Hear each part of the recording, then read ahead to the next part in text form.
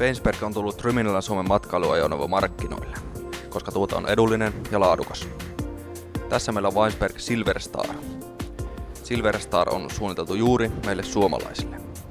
Ulkoa näemme jo, että auto on nimensä mukaisesti hopea väritykseltään, sisällä taas on tilava pari vuoden takana ja laskettava vuoden pöytäryhmän päällä.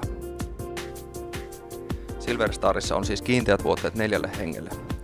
Autossa on vakiona erittäin kattavat varusteet, johon kuuluu muun muassa iso jääkaappi erillisellä pakastilokerolla, markiisi, lattialämmitys ja iso lämmitin sähkövastuksella.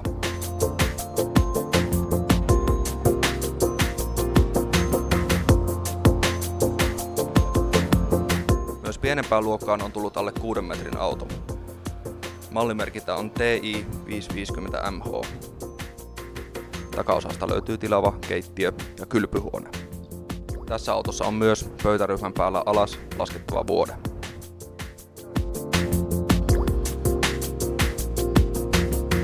Weisberg-vaunussa on 8 erilaista pohjaratkaisua, alkaen 4 metristä aina 7,5 metriin saakka.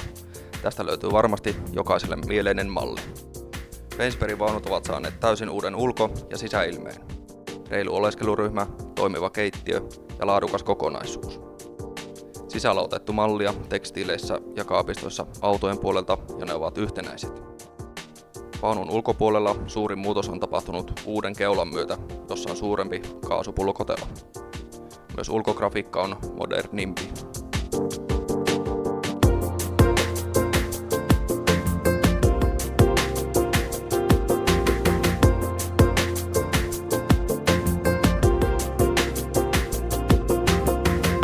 Weinsberg on tällä hetkellä ylivoimaisesti eniten markkinaosuuttaan kasvattava matkailuajoneuvomerkki.